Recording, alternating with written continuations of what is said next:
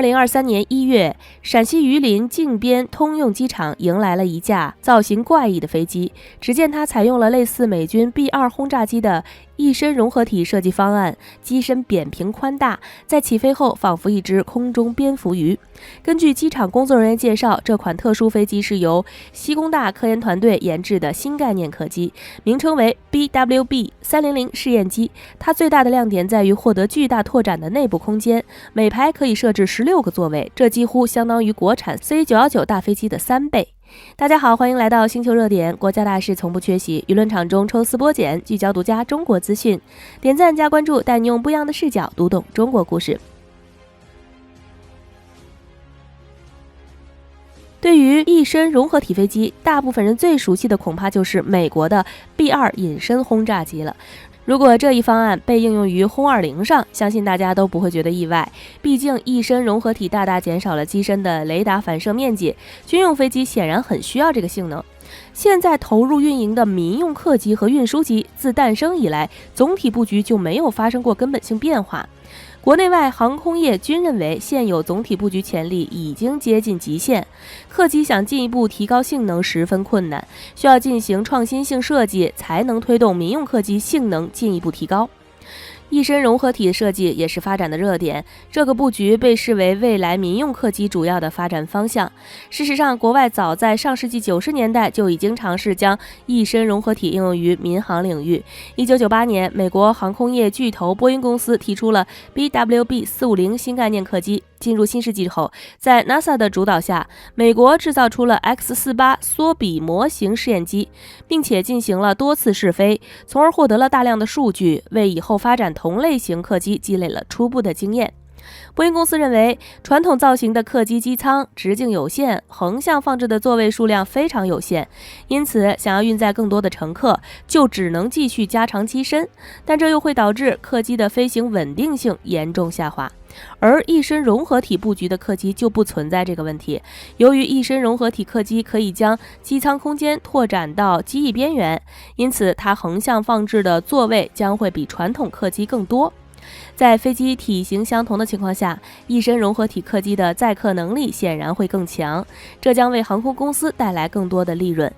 无独有偶，另一个航空巨头欧洲空中客车公司也开展了针对一身融合体客机的研发工作，他们提出了名为 Maverick 的新概念客机。据外媒报道，目前 Maverick 客机的研发已经到了后期的阶段，它早在2019年就已经实现了首飞。欧洲空客希望这款新型客机可以在2025年前满足技术成熟的条件。在研发过程中，欧洲空客公司注意到了一身融合体客机的另一个优势，升阻比极大。在民航领域，升阻比更大的机型在飞行时耗费的燃油会更少，飞行成本更低。而一身融合体客机几乎将整个机身整体当做了一个升力体，因此在这方面的优势不言而喻。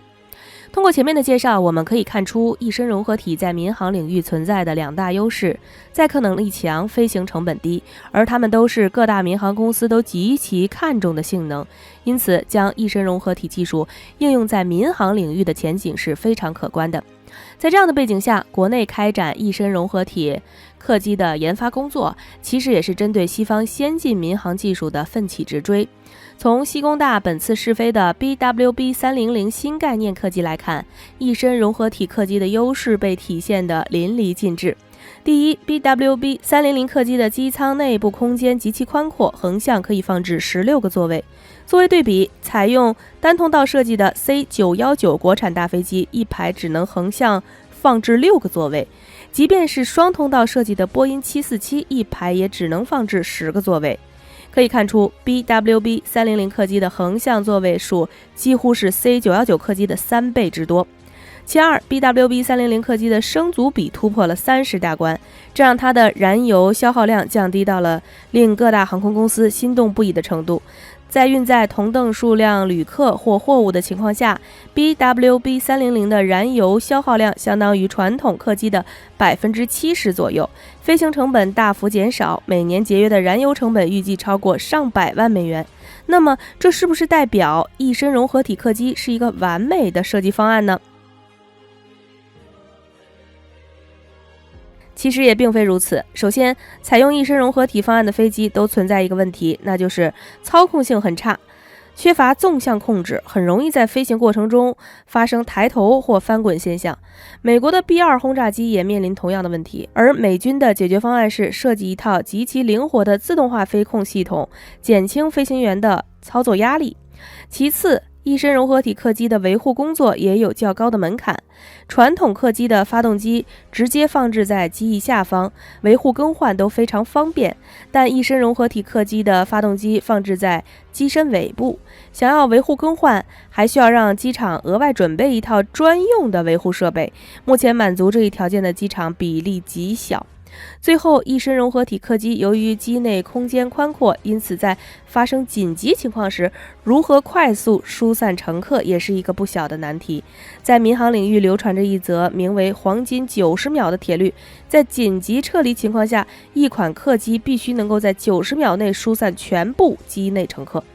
很显然，机舱修长的传统客机很容易做到这一点，而一身融合体客机的宽大机舱并不利于快速疏散。据小编了解， BWB300 为了解决这个问题，在机身上设计了8个舱门，从而满足90秒黄金逃生标准要求。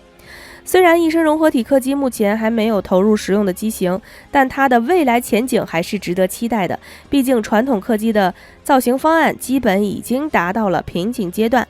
无论采用何种新型复合材料，减少机身自重，传统客机也很难在空间有限的情况下发挥更大的运力。就像欧洲空客的 A380 客机，可以一次性运输850余人，这恐怕已经是现代航空技术的极限了。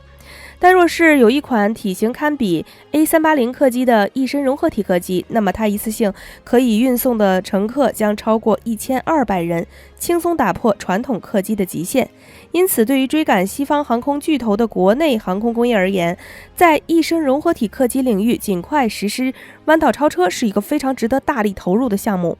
一身融合体飞机虽然在民用领域还面临诸多质疑，不过在军用领域却有更好的发展前景。很多在客机上存在的缺陷，换成军用飞机就不复存在了，比如对地面设施的要求，比如发动机的维护问题，又比如客机载客的逃生要求等。军用飞机对使用成本和维护时间上有更高的忍耐度，数量有限的军用机场也不像强调民用机场那样必须用标准化设施来服务大多数飞机。为一身融合体飞机单独建造一些设备也不存在障碍。一身融合飞机出色载荷能力和机体空间可以为运输机和空中加油机提供巨大的优势，而这两种军用飞机从实践中看，很大程度上可以归类为一种平台。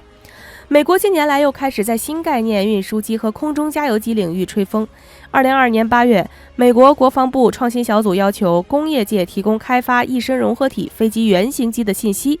此举应该为发展一身融合体飞机做好准备。按照美国空军的说法，现有空中加油机无法进入反介入拒止作战环境，而一身融合体飞机天生就是低可探测性飞机，隐身性能好。在此基础上改装隐身空中加油机，可以配合隐身作战飞机执行作战任务，在高强度对抗环境下为后者提供空中加油支持。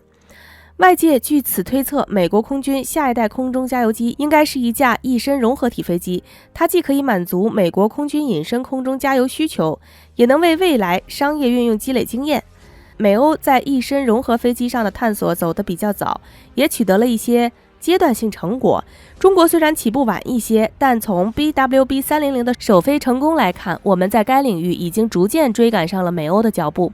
现阶段中国的大飞机才刚刚起步，走通 C919 和 CR929 这条道路还需要时间，我们还没有精力和资金去将 BWB300 这样的一身融合体飞机投入到民航领域。不过或许在下一代军用运输机和加油机上会率先看到一身融合体飞机的身影。好了，今天的内容到这里就结束了，对此你怎么看？欢迎在下方留言互动。最后，如果你喜欢小编的影片，还请大家多多点赞转发，让更多的人一起见证中国进步。关注我的频道，这样既能回顾往期视频，又不会错过之后的精彩内容。那我们下期节目不见不散。